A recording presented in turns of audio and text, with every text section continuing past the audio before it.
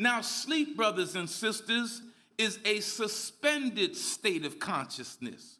For during sleep, your mental, physical, and sensory activity dramatically decreases in order for your body to engage in the process of recovery. Sleep is needed. Sleep is beneficial. In fact, the Holy Quran says that Allah made sleep a rest for you. But in truth, most people sleep too much, because one of the greatest benefits of sleep is that sleep feels good. Can I get a witness? Sometimes sleep feels so good that it tastes good. Sleep is so pleasurable that we often set up multiple alarms on our communication devices, y'all know, knowing in advance that we will be caught up in the intoxication of sleep. So in other words, you got to be to work at 9 a.m., but you set your clock for 6 a.m., one for 6:30 and another one for 7 o'clock. But when the 7 o'clock one rings, then you hit snooze a couple of times for some additional minutes, and then by the time it's time for you to get up, get dressed, and get out the house, you're still late for work because you got caught up in the vice grip of sleep. I got anybody that ever got caught up in that vice grip for sleep? Some people can literally sleep all day long, especially on a day like this. And some people will hold themselves from going to the bathroom so that they won't interrupt their sleep. Told on yourself.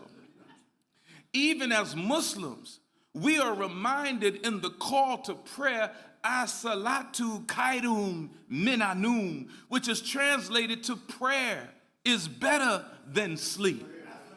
The way of devotion for a Muslim is to wake up at dawn, to wake up before the sun comes up. So to wake up every day between the hours of 4:30 and 5:30 in the morning before the sun goes up, to forego the peace and the comfort that sleep provides, to challenge and overcome the laziness that sleep brings about for the sake of praising Allah, demonstrates that the Muslim's level of devotion and dedication is on high. Prayer is better than sleep. Now, the doctors of this world recommend that we at least get how many hours of sleep? 8 hours of sleep. But 8 hours of sleep, according to the most honorable Elijah Muhammad, is too much. But I already know what some of you say. How can the honorable Elijah Muhammad, a man that never finished the 3rd grade of college, offer a suggestion other than what the doctors offer, when the doctors are the one with the degrees, when the doctors are the one with the medical training? How could Elijah Muhammad disagree with the doctors that 8 hours of sleep is what we need? It is because the most honorable Elijah Muhammad was taught by an absolute master. The knowledge, wisdom, and understanding that the honorable Elijah Muhammad has is not from the halls of American academia. His knowledge, wisdom, and understanding is from God in person. The most honorable Elijah Muhammad said to us in the Theology of Time lecture series that he made in the 70s, that Master Fard Muhammad told him that a couple of hours of sleep was sufficient. So if it was sufficient for him, then it is sufficient for us. But nonetheless, too many of us are wasting valuable time literally sleeping our lives away. Think over this. If a man who slept for 8 hours a day his entire life lived to be 75 years old, when we calculate his sleep time, that man slept for a whopping 25 years, which is 1/3 of his entire life spent in a suspended state of consciousness, sound asleep. That's what 8 hours of sleep, y'all.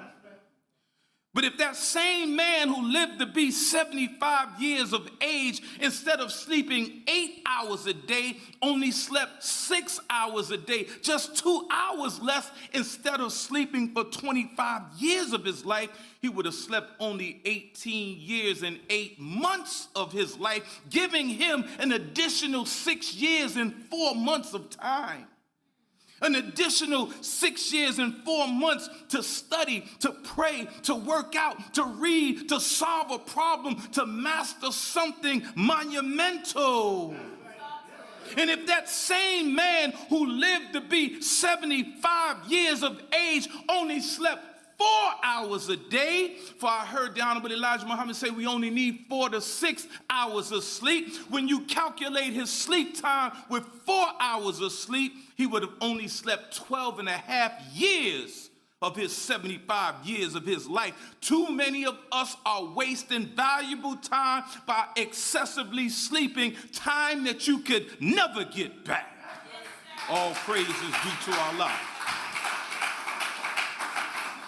The Honorable Minister Louis Farrakhan, the man whose mind and whose thinking we want to acquaint you with, said to us that people that have a purpose for their life don't waste time. See, brothers and sisters, time is like money. You could spend time, save time, invest time, manage time, and waste time. Just like you could spend money, save money, invest money, manage money, and waste money. The minister says people that have purpose for their life don't waste time. Time is what God has given to all of us, and it is how we use that time that we are required to be judged for. Y'all all right? Yes, sir. I hear y'all thinking. I can hear y'all thinking. Like, damn, how many hours do I sleep?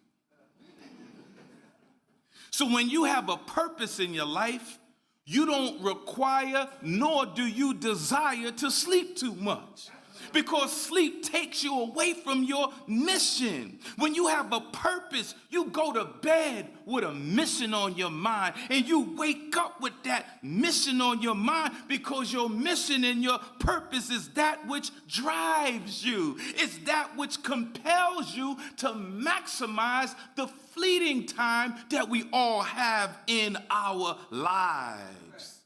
That's the type of man that the Honorable Minister Louis Farrakhan is. He doesn't waste time. He doesn't mock time. He seizes time. He seizes the precious moments that God has given him to make things happen in accordance with the time. That's how he rebuilt the work of the most honorable Elijah Muhammad. So the minister's not a slacker. He's not a sleeper. He's what the Holy Quran calls a watchman. And a watchman is one who stays wide awake while everybody else is sleeping. And when the watchman sees or senses danger, he sounds the alarm to wake the people up from their sleep and to warn them that danger is coming. Is that right? To warn them that danger is coming, and that is the divine mission of the most honorable Elijah Muhammad's top student, the Honorable Minister Louis Farrakhan, to wake our people and to warn our people that the last days are not coming, but that the last days are here.